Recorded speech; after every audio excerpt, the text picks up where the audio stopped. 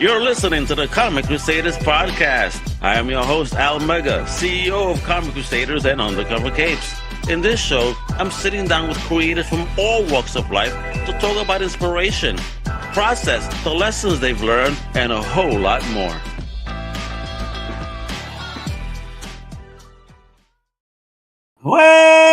What's up, everybody? It's your boy, Al Mega, and welcome to yet another epic Comic Crusaders podcast. And today, oh man, we are bringing the magic, the peace, and some heart to the show with an incredible creator.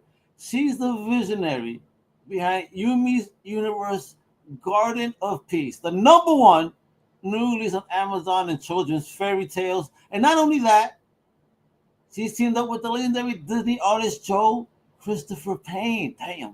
To create an award-winning animated short film that's capturing hearts worldwide. Now, this lady here is a global change maker, storyteller, advocate, and the force behind Gwen. Now, I'm not talking the Gwen from Marvel Comics. I'm talking about the Global Women's Empowerment Network, right? She's spoken at the freaking United Nations, all right? She's worked with UNICEF, UNESCO, and now she's bringing that mindfulness, empathy, and emotional intelligence to families everywhere through her magical universe of Yumi. So buckle up, folks, because this episode's gonna shine bright with love, inspiration, and some laughs along the way as we bring the amazing, the one and only, the queen herself, Tess Cacciatore.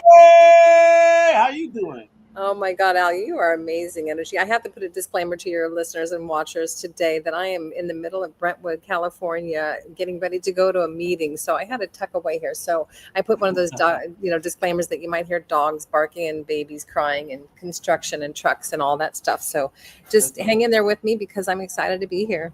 Well, thank you for coming on. I'm excited. You definitely building something awesome. So in typical Comic Crusaders podcast fashion, we love our good little, at least a little bit of an origin story, if you will. Let us know where you're originally from. And most importantly, the first thing that you ever fell in love with in all of fandom. The first thing I ever fell in love with. Well, let me just start off that I'm from Des Moines, Iowa. So that might make sense. I'm goofy, I'm corny, I'm crazy. I lived in the East Village, right, near you in my 20s, and now I live in Los Angeles. And I'm a global citizen. I love bringing cultures together, and that's what happened with Yumi. I started writing when I was second grade. I won a poetry contest in third grade, all about writing for the American flag. So I started writing and using my imagination from a very early age. Okay, excellent. There we go. So, Tess, then, of course, congrats. This book, wound up being like a number one release. It's pretty dope. So, how does it feel to know that Yumi's Universe is like topping the charts, and not just that, it's resonating with fans? Yeah, I'm really excited about that. I'm just going to put up here for your people. Oh, wait a minute. Oh, yeah, my God. She has got the self porn on hand. That's what I call that, self porn. Because look what a pretty ass book that is. Woo! Yeah, so this is the Keepers of the Garden of Peace. This is the one that's for 4 to 8 years old. This one came out in July, and the one that's been on the number one charts and all that. And then last week during World Peace Week, this is the second book, which is for middle grade. And that is for ages 8 to 12. So we're really and maybe even 13, but it's a really big adventure book where people can read this. You can read it in your classrooms. You can read it homeschooling. You can read it yourself. I mean, it's really early learning reading, but what's really exciting about this one is the illustrations. I don't know what it's going to open up to, but oh my gosh, yes. Look how beautiful that looks. Yeah, by Joel Christopher Payne.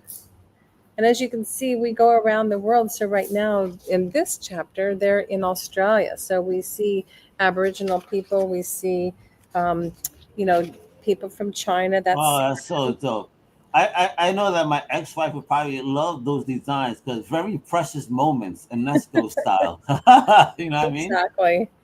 Exactly. And here she is in China. So we really capture the beauty of every culture, and Joel's done an amazing job. This is him on the back of the cover, so you can see Mr. Joel. Oh man, yeah. All right. Wait a minute, because you're showing over talking about Joel. As we're learning about you. So talk about that bromance, as I like to call it. How did you meet Joel?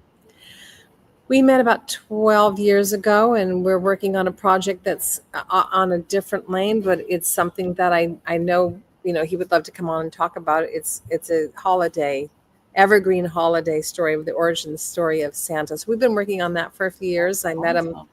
many years ago, but when Yumi kind of dropped into my life through imagination and circumstance, I called him up and I said, "Can you create this book cover?" And this book cover is the one he created. And this one went with my very dear friends, Wynn and Douglas Wagner. And they were going to the World Peace Day in Tokyo last year. And they ended up meeting all these amazing people from the Goi Peace Foundation to Oh, Global Silent cool. Minute to Unity for Peace. Musi Halu out of Ethiopia, who's one of the UN ambassadors and part of the United Religions Initiative. They've all come on board and become our global family, our global advisory board. So we're really excited about all the people that are helping to share the news of Yumi and the peace message. Oh my God! Yeah, talking about that because because Yumi's story is about that. It's peace, it's empathy, it's resilience. Yes. What kind of inspired you to bring those themes, especially to kids, in such a magical way? I've worked in the nonprofit arena since 1993. Working about bridging cultures has been one of my very sweet spots and my passions. There was an incident with a dear friend of mine that started this whole thing. My friend Jay was diagnosed with stage 4 lymphoma, and Please. that was about a year and a half ago. So when he went into the hospital for treatments, I didn't hear from him all summer long. And I woke up on August 16th with a Facebook post, and there was a woman that had come to visit him, a friend of his, that came and brought this Japanese tea ceremony in a bento box. And she did an informal, formal tea ceremony out of Japan. And she was dressed in the whole kimono and the whole regalia. And he woke up going, "Where am I?" Because she looked so magical when he woke up and very Oh, medicated and all that. But when he posted something on Facebook, I posted something back, and then he called me. And it was a very special, unforgettable conversation because we talked about Global Women's Empowerment Network. He's been a big supporter. We talked about life. We talked about the tea ceremony and the importance of, kids coming together. And I said, this incident reminds me of a storybook. It reminds me of a children's book. And when I hung up with him that day, something just dropped in. You feel like a creative person. I'm sure you've written a lot of things and music, and you're very cool and creative, I bet. Um, I bet you know what it feels like when those muses come dancing yeah, around. I'm getting. Yeah, I feel almost a little emotional in what you're saying because I get that. There's that moment you find something like you connect to. You're like, wait a minute, shit. I may be at my end, but I want someone that I know to maybe help me share this. So, I mean, I think that's beautiful. I cannot Yeah, so imagine that's how it the started. emotion behind that conversation. Yeah, so there's four elements of the Wake Seijiku, which is the formal Japanese tea ceremony, and it's harmony, respect, purity, and tranquility. So I knew that there was four characters that were going to come into play with Yumi, and that's who these critters are. So we have the koala bear from Hawaii. I mean, from Australia, from Hawaii. Jay's from Hawaii. That's the All creator right. of the orb ship. Holly's from Australia, and she represents harmony. And Zuri's from South Africa, and she represents purity. Saren is the panda bear from China, and he's tranquility. And Ravi is the little Indian from India, and he represents respect. So those are the four elements. So I took it from real factual formal tea ceremony, and so there's so many things that kids can learn from that. And what's really surprised me, Al, is that during these book signings and book readings, I'm finding out that children are drinking a lot of tea. So they love the process of the tea ceremony. They love the fact that they're all drinking Interesting. tea. I was shocked because I never drank tea when I was a child. And when I was in coffee. Hey, I'm Puerto Rican. What do you want? Yeah, you guys With were milk. raised on coffee pretty early on. Yeah, yeah, with milk. Now I drink it black, and my mother's like, "How can you?" I'm like, "Yes, that's. I'm sorry, ma. You told me better, but it's how I like it now." Now, Well, we're definitely going to have the orb ship go and visit Puerto Rico, because we have to have all nationalities, all characters, all cultures being involved. yeah, So let's there's bring several it. volumes coming up. Yeah, we have a Taino warrior for you out there. Don't you worry, bring him some love, some growth somewhere. All right, so let me ask you, because you're bringing on some dope themes, and again to the kids' books. Were these themes maybe pulled out from your own childhood experiences, maybe things that you wanted to see in books? Yes, definitely. I've always wanted to see how we can, I grew up in Des Moines, Iowa. The first person of color that I saw was my eye doctor in third grade, and he was an African American, beautiful soul, heart, great doctor. So I was really raised in a very unusual, protected kind of situation, but I was always curious about cultures. Now, my great niece lives in Dubuque, Iowa, which is a small, little, beautiful town on the river. And she has people, when she saw Ravi, she said, "Oh, I have a friend who's from India as well." And his name is, I don't remember his name, but she was really excited that there was an Indian character because she had a classmate and a friend Wow. who's from India. So we Yeah. can't escape the fact that we're all merging. We're all living on the same planet. So why can't we just get along and promote peace? Absolutely, and that's what see. But I like how you said that because I think that's something that I think a lot of people need to understand. Us on the coast, like I grew up in New York. I grew up around a melting pot. Because where's the first place people land on the coast? They're not going inland; they're staying on the coast. So you get all the diversity on the coast. Very few go into the inland. So when you're in your situation, it's like, yeah, you hardly see what the hell we're about. Well, oh my God, are they Indian? They Mexican? Like, no, how many times I got confused Mexican when I was in California? I'm like, no, I'm Puerto Rican. I'm like, oh, you're rare. Like, what?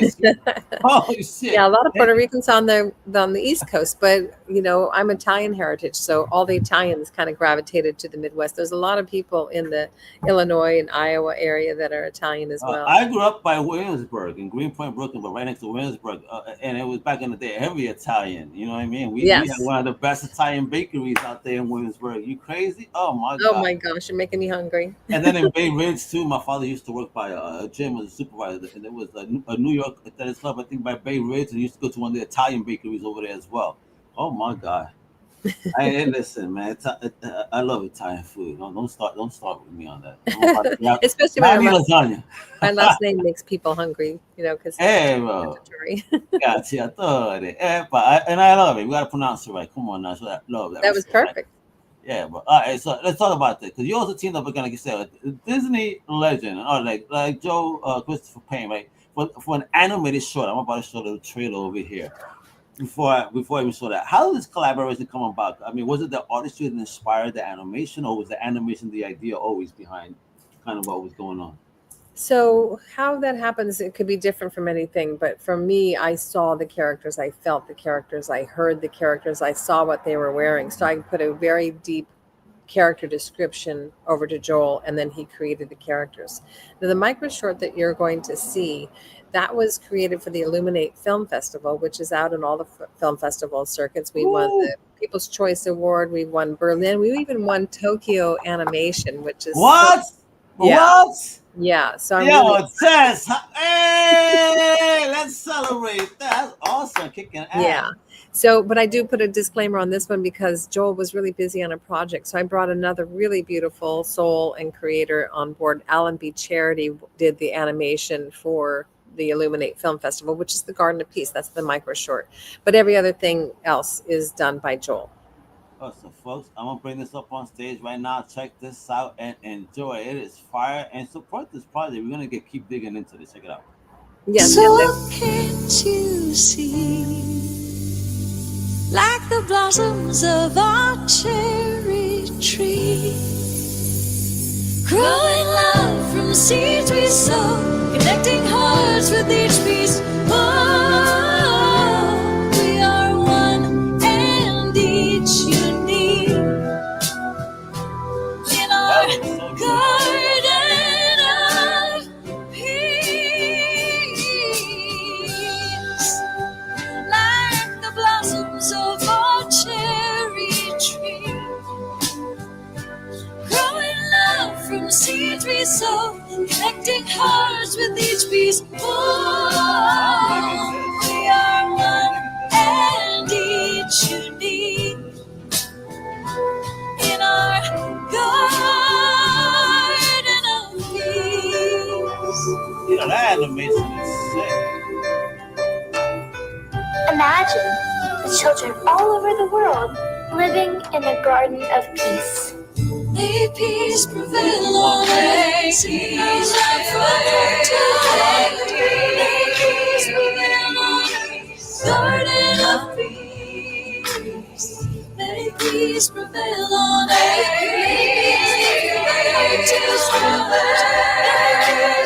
Time is now, baby. Let's go. Garden of peace.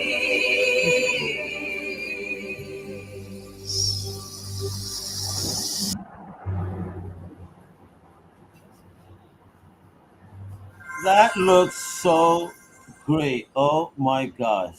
Thank you. I do have a shout out for Kristen Hoffman. She was my co-writer on the song. I wrote the lyrics and she did the music and the beautiful voices. Kristen Hoffman, she's an amazing singer, Oh, wow. songwriter, and producer. So all of the songs that we have, I've written the lyrics, and then I always find some amazing songwriters and composers to work with, like Joel has done composing, and then Davey Nathan is another person. We won the Hollywood Independent Music Awards Best Children's Song for Chasing the Sun, which is a song that I did with Davey Nathan. So it's all really fun. I'm just having the Tess, you are taking over.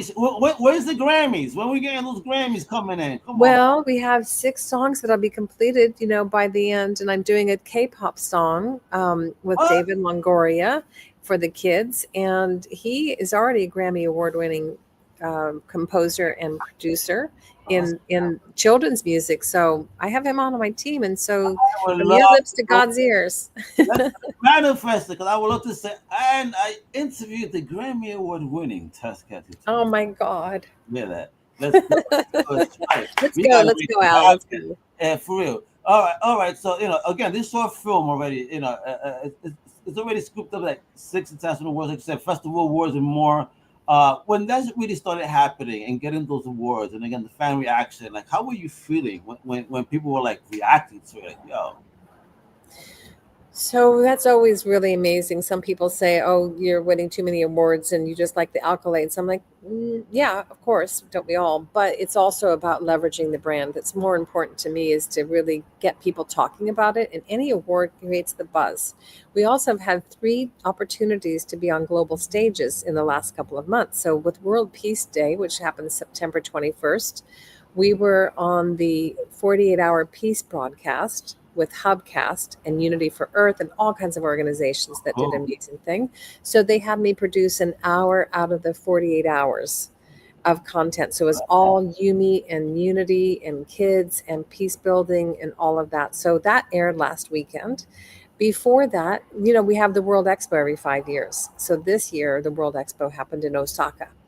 And Mickey, who you'll see in your researching of this thing, the Boy Peace Foundation is an instrumental part of our partnerships. Masahisa Goi started in 1955. He was a survivor of the Hiroshima bomb. And he started an organization called May Peace Prevail on Earth, and is a peace pole. There's over 300,000 peace poles planted around the world. And we planted one last week for the 10th annual Gwen Luminary Awards up in Yamashiro here in Los Angeles. So if you're ever in the area, you can go and see a peace pole that was planted on specifically for the Yumi's Universe and Gwen. And so the World Expo, which happens every 5 years, it happened this year in Osaka. So Mickey, who's the great-granddaughter, of Masahisa Goi, she and her little sister presented on stage. So they were able to present Yumi. And then this coming weekend, and I don't know when your podcast airs, but you're live right now. Okay. So World Peace Day is every September 21st. So this coming weekend is going to be Pause for Peace. And I thought when I first heard it was PAWS, because we love animals, but it's PAUSE. So we're going to be part of that broadcast as well. So there'll be 3 global events in the last month and a half that we've had the honor to be participating in, because the people behind those scenes and the people that are unifying across the world with regard to the peace conversations is really important. I think we need it more than ever. So I think I'll have a fun vehicle like Yumi and all these fun characters to bridge these messages of peace. Yeah, you're not lying. We need that absolutely more than ever. Again, kids today, right? They're surrounded, for example, by a lot of screens and noise, right? So how do you think Yumi could break through that chaos to deliver some mindfulness and connection, and maybe reach out to them youngins? Yeah, so the mindfulness and connection starts from day one with the little kids. I call it the little kiddos book because they're talking about really getting involved with inner peace. And this one goes very much deeper. This gives you, along the reading, you can have this in your classroom or your home where you can actually have the experience of taking a deep breath and relaxing, because the cortisol levels and the stress and anxiety that are happening in all of us is extraordinary. So how can we really take a moment and calm our breath down and calm ourselves down and yawn? Yawning, Mm, believe me, is not about being tired or bored. It releases some of the endorphins and the brain manufacturing. It's a neuroscience that's really involved with our neuroscience is implanted in these books. So it gives the exercise of meditation and mindfulness from reading it. I got it. I got it. There we go. Now, parents are loving this project, right? For teaching that emotional intelligence that we were talking about there. What's one lesson that Yumi teaches that you wish you'd learned as a kid? That's a great question. I did start mommy and me yoga pretty young. My mom was pretty hip in that world. All right. However, the deeper teachings that are available to us now with the neuroscience, I wish I had that younger, because I've dealt with anxiety and anxiety attacks living in New York, you Oh know, man, come on. during crazy times and on the subways where you feel kind of claustrophobic. There's, that sent me into a spin, because I grew up in Iowa, open skies, open air. So every once in a while, those kind Yeah, of public places made me nervous. So I wish I had those tools early on. So yeah. I think if we teach, mindfulness and really taking care of ourselves and self-love, and we really truly align with that without being cliche, we start to understand that our Yumi clubs are about self-love, and then it goes into the family unit, and then the third level is the community, and then the fourth level is global. So when we really learn from an early age, or any age, it's not too late ever to learn about mindfulness and breathing and exhaling. um, I think it would be really great for That's people to be able to have that calmness. And I didn't mean to laugh about your subway experience, but a friend of mine, my business partner, he grew up in Mass, and always driving, a very different city experience living on the East Coast than New York for sure. And when we went to New York Comic Con, I said, no, you don't got to drive. You could take the subway. He's like, okay. That was the first and last time we took it. Like you said, claustrophobic. Why are people on me? Why are people pushy? Why don't they respect your space? This man, it was a half hour complaints, and I said, "All right, thank you. Never Or again. high. Please take a chance." This But is I when mean, forget it. headphones come into play, and I used to play, cassettes and CDs and all the stuff on the subways. Music helps me a lot, and we have a lot Yeah, of you big and me both. music You components. and me both. I mean, let's get into that because again, right here, you're blending those books, you blending that film, that music, and and that next gen tech into Yumi's universe, so the Yumiverse, let's call that right. Now, Yes. what excites you the most about this multimedia approach you're taking? I'm sorry. What was the last thing? What excites you the most about the multimedia approach to the Because Yumiverse? I'm kind of a crazy creative clown. I like it all. I like writing. I like writing music. I love creating the films, the storyboards, the stories, the writing. So the music excites me a lot because it's such a common bridge. We're going to be doing a K-pop song. We're going to be doing a hip hop song. We're going to be doing all kinds of Oh snap! music That's good. as well as meditation music. So we're working with I can't wait to share more about it, but it's an app that's coming out that will be able to have children be able to wake up to really good music and meditate and just wake up to welcome the day and welcome What? the universe. And it's really about healing, because all of us have a Dig story. I it. don't care how old you are, where you come from, we all have a story. So why can't we change those stories, change the narrative to make sure that we're all living in a peaceful place? Tess, you're not playing. I'm digging everything. This energy, there's like warm and wonderful energy. Now, if you and me could team up, right, with any other children's character, whether it's past or present, who would it be and why? Oh my gosh, Al, you can have me here for 3 hours on this. I love cartoons and animation. I grew up on all kinds of fun things. Um, I love Winnie the Pooh, so Tigger would be a really good one because he's so bouncy and so fun and doesn't really care, so he has that very carefree spirit. I love that character. So maybe we can license Tigger into the show. There's a lot of really good characters that bring special messages. I do like the bigger companies, and I'm not going to mention any names, but I like the fact that they are going towards empowering female characters. They're going for more world music. They're going for more special messages that know and let kids know that we're all on this tiny little planet plummeting through the universe together. And so why can't we get along? That's the big question. Why can't we all get along? Yeah, absolutely. Listen, I ask myself that shit every day. Again, where I grew up, like I said, if you would have looked at my group of friends growing up, you see it was Polish, it was Irish, it was Italian, it was Puerto Rican, it was African American, it was Dominican, Cuban, Black, Wow. Colombian, and you're like Ecuadorian, you're like, you guys all hang out? Like, yeah, we're family. I love that. I love that You about know? New York. It's such a melting pot. I lived in San Francisco for a brief time, and that was a beautiful melting pot as well. LA is a melting pot, but it's a spread out melting pot. It goes on for miles. I really miss the East Coast. Yeah, listen, I'm in Mass now, and where I'm at is a very quiet little town, and I appreciate the lack of noise at my age. Now, I'm 50 now, so it's like, okay, you know what? I could stay away from the no parking and the traffic from New York. Thank Yes, you, and no subways, and please. large crowds and loud music. Well, in the loud music, I make music. Well, So, you're I involved in can't help that. myself. I can't help myself. It's always loud. But Don't believe I me, respect I'll my dance on a neighbors. few tables too.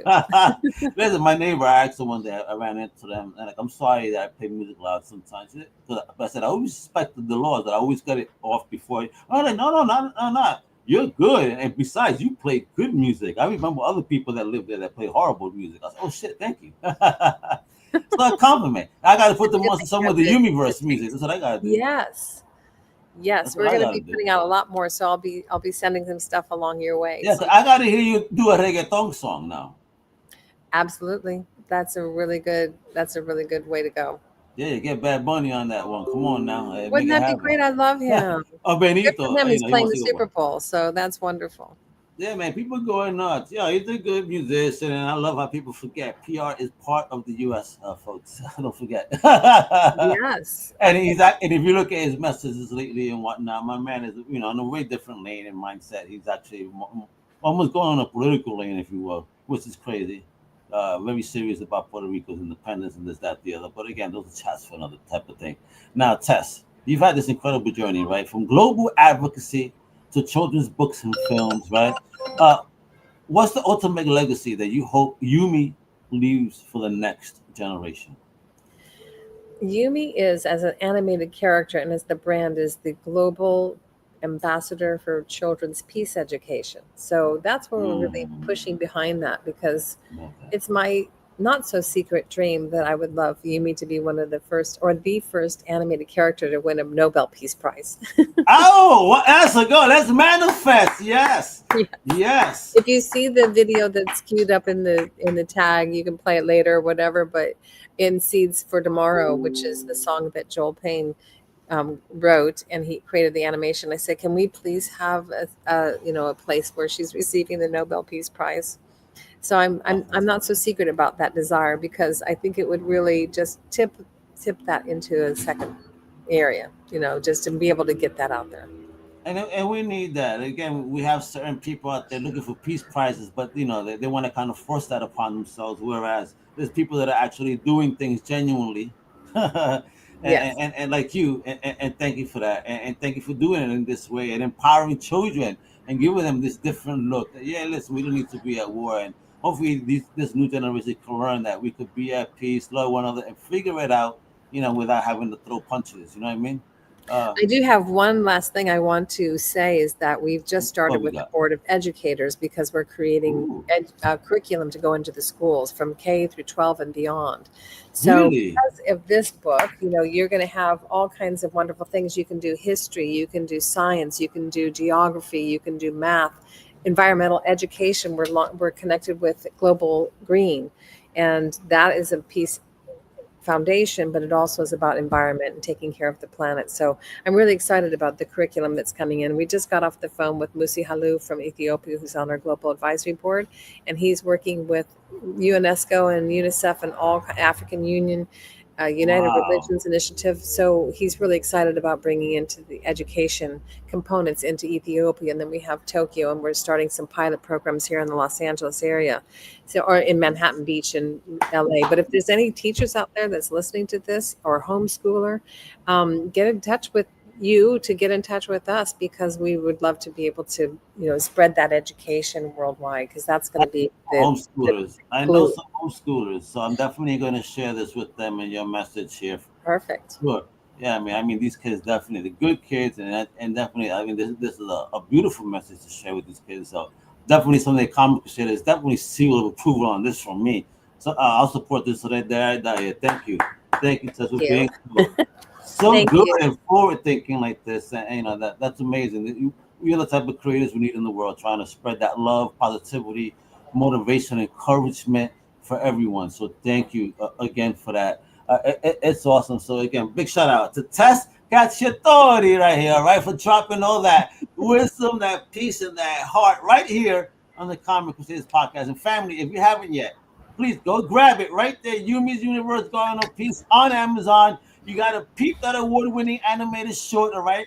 All the links are going to be in the show notes, all right? Keep an eye out for the next book dropping, all right? She's going to be expanding this universe for sure, all right? Support the 99 Days of Peace through Unity campaign that she's talking about. When we hear about it, jump on it, stay tuned, all right? And follow Tess's journey. Let's keep spreading that mindfulness, connection, and love, because this universe needs it, for real, more than ever. So remember, Crusaders, read it with your kids, watch it together, and live those lessons daily. Until next time, this is your boy Omega signing off. Stay peaceful, stay powerful, and as always, mi gente, huepa! Thank you for listening to the Comic Crusaders podcast. If you like the content, please subscribe and turn on notifications. Also, please visit comiccrusaders.shop and our extended podcast family over at undercovercapes.com. And also, make sure to download the Comic Crusaders app on the Google Play Store today.